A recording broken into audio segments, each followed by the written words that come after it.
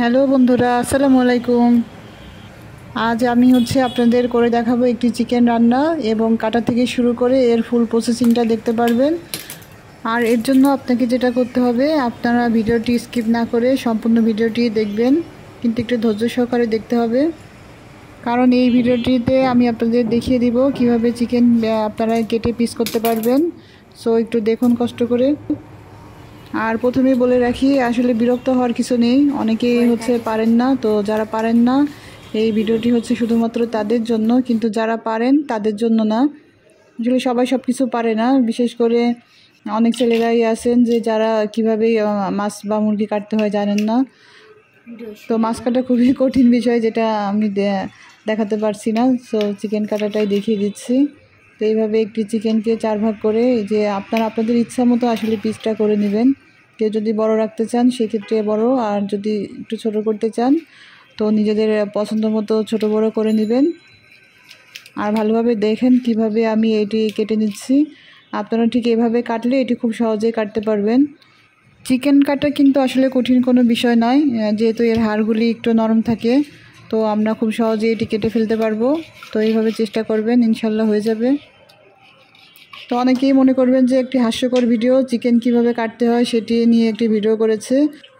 আসলে বিষয়টি কিন্তু এরকম না। আমি তো চিকেন কাটা দেখিয়ে দিলাম, এখন এটি কিভাবে পরিষ্কার করতে হয় সেটিও দেখিয়ে দিচ্ছি।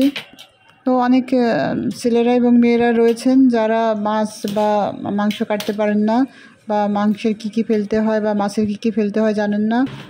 তো তাদের দেখিয়ে দিচ্ছি। আসলে মাছ তো দেখাতে পারবো না, তাই চিকেনটি দেখে নিন যে চিকেনের কোন কোন অংশ ফেলতে হয়। আর চিকেনের ঠিক এই জায়গাটাতেই কিন্তু একটা হাড় রয়েছে পাতলা, যেই হাড়টি আমি যতদূর শুনেছি যে মুসলমানদের জন্য হারাম। তো ওই হাড়টি এভাবে চাপ দিয়ে ভেঙে ফেলে দিবেন। আর চিকেনের পাশে যে ইয়াগুলো থাকে, এক্সট্রা যে মাংসের মতো থাকে পাতলা, দেখবেন যে একটা চামড়ার মতো, এগুলো কেটে কেটে ফেলে দিবেন সবগুলা। আর রানটা এইভাবে ফেলে নেবেন, তাহলে ভিতরে মশলাটা ভালোভাবে ঢুকবে। দেখতে থাকুন আমি কিভাবে মাংসটি পরিষ্কার করছি। এই যে বাড়তি চামড়াগুলো দেখছেন, এগুলো আমি হাত দিয়ে টেনে টেনে ছিঁড়ে ফেলছি। তো এই চিকেন কাটা এবং রান্না করা দেখানোর আইডিয়াটা আমার মাথায় এমনি এমনি আসেনি। এটি যে পেছনে একটি বড় ইতিহাস রয়েছে। তো ইতিহাসটি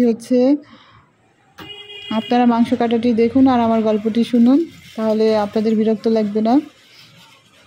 তো কয়েকদিন আগে আমি বাসায় ছিলাম না, তো আমার ভাই আর আমার হাজব্যান্ড দুজনে মিলে মাংস রান্না করেছে। তো ওরা একটি মুরগি বাইরে থেকে কিনে নিয়ে এসে তাদের দিয়ে কাটিয়ে নিয়ে এসেছিলো। তো ওরা আসলে জানে না যে কীভাবে পরিষ্কার করতে হয়, তো অনেক হাবিজাবি জিনিসপত্র সহ রান্না করেছে। তো তখন আমার মাথায় আসলো যে আমি যদি একটি ইউটিউবে ভিডিও করে রাখি, তাহলে যখন আমি বাসায় থাকবো না, তো ওরা দেখে দেখে রান্না করতে পারবে, এবং এই ভিডিওটি দেখে হয়তো অন্য কারো কোনো কাজে লাগতে পারে। তো কেউ যদি উপকৃত হন এই ভিডিওটি দেখে, তাহলে আমার আসলে ভিডিও করাটি সার্থক হবে। মাংসের রানের উপরে যে একটি অংশ থাকে, এই অংশের নিচে দেখবেন যে একটু রক্ত জমাট থাকে। তো সেই জমাট রক্তটা ফেলে দিতে হবে। আর অনেক সময় মুরগি স্কিন ফেলে দেওয়ার পরেও কিন্তু একটু লোম থেকে যায়, তো আপনারা দেখে দেখে লোমটা ফেলে দিবেন। গলার এই অংশের সঙ্গে কিন্তু বাইরে দিয়ে একটি মোটা আকারের রগ থাকে, যেটি ফেলে দিবেন টান দিয়ে ছিঁড়ে।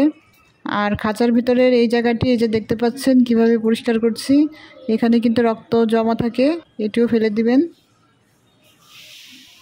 আর এই যে গলার এই পাশ থেকে একটা কাঠি দিলে এই পাশ থেকে বের হয়ে আসবে রগটা, এই যে রগটা আসলে খাওয়া উচিত না। তো আমি আসলে গলাটা মাংসের ভিতরে দিব না দেখে আমি আলাদা রেখে দিলাম, ওটি আর পরিষ্কার করে দেখালাম না। আর এটা এটাকে কি বলে, কলিজা কি যেন একটা বলে, যাই হোক, এর সাথে এই যে সবুজ রঙের যে অংশটা, এটা ফেলে দিবেন, না হলে তিতা লাগবে। আর এই যে কি আর কথা বলবো, এই অংশটা অনেকেই পরিষ্কার করতে জানেন না। তো যারা পরিষ্কার করতে জানেন না তারা ফেলে দিবেন। আর যদি কেউ ফেলতে না চান, তাহলে একটু ফেলে এভাবে পানির নিচে ধুলে দেখবেন ময়লা চলে যায়। তারপর উপরে যে হলুদ একটা অংশ থাকে, এটি আসলে হাত দিয়ে টান দিলে উঠে যায়। তারপরে এভাবে কেটে নিতে হয়।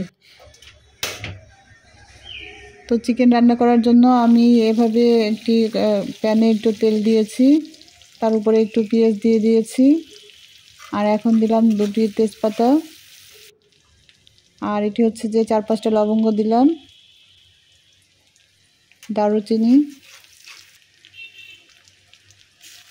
আর এখন দিচ্ছি 2 চামচ হচ্ছে পেঁয়াজ, না এটা হচ্ছে রসুন বাটা। যদি কারো বাসায় পেঁয়াজ বাটা থাকেন সে ইচ্ছা করলে দিতে পারেন, তো আমার আসলে পেঁয়াজ বাটা নেই, তো আমি পেঁয়াজ কুচিটাই দিলাম। আর দিয়ে দিলাম হচ্ছে 2 চামচ আদা বাটা, আর একটু লবণ, আর একটু হচ্ছে হলুদ। আমি ঘরোয়া পদ্ধতিতে কিভাবে রান্না করতে হয় সেটি দেখিয়ে দিচ্ছি। তো একটু দারুচিনি, না এটা হচ্ছে এলাচ দিয়ে দিলাম, আর হচ্ছে একটু মরিচের গুঁড়ো দিয়ে দিলাম, আর এটা হচ্ছে ধনিয়ার গুঁড়ো, না ওটি হচ্ছে জিরার গুঁড়ো দিলাম। আর হচ্ছে এখন মাংসটা দিয়ে দিলাম মশলাটার ভিতরে ভালোভাবে কষানোর জন্য। আর কারো কাছে যদি বাটা মশলা না থাকে তো সেই ক্ষেত্রে সে দোকানে কিন্তু আপনার পাওয়া যায়, প্যাকেট যে মশলাটা পাওয়া যায় সেটি দিয়েও রান্না করতে পারেন, তাহলে আর মশলা করতে হবে না, লাগবে না। তো মুরগিটি কষানোর পরে আমি হচ্ছে যে মুরগিটি কচু দিয়ে রান্না করব, তো কচু আগে থেকে সিদ্ধ করে নিয়েছিলাম, সেটি দিয়ে দিয়েছি ভিতরে। আর আপনারা যদি কেউ হচ্ছে আলু দিতে চান তাহলে মাংস কষানোর সময় আলুটা দিয়ে দিবেন, দিয়ে এভাবে ভালোভাবে কষিয়ে একটু ঢেকে রেখে একটু কষাবেন। তারপর এই যে ঝোলের পানি দিয়ে দিবেন, দিয়ে যতটুকু ঝোল খেতে চান ততটুকু পরিমাণে ঝোল রেখে দিবেন। আর অবশ্যই চেক করে নেবেন যে আলু অথবা মাংস বা মাংসের সাথে পেঁপে যেটা দেন সেটা সিদ্ধ হয়েছে কিনা। আমার কিন্তু এই যে মাংস রান্নাটা হয়ে গেছে, কারণ মুরগি রান্না করতে বেশি সময় লাগে না। এই যে দেখতে পাচ্ছেন আমি একটি বক্সে ঢেলে নিয়েছি। আর লবণ আর ঝাল অবশ্যই আপনারা স্বাদ মতো দিবেন, যে যেমন ঝাল বা লবণ খেতে পছন্দ করেন সেরকম করে দিয়ে দেবেন।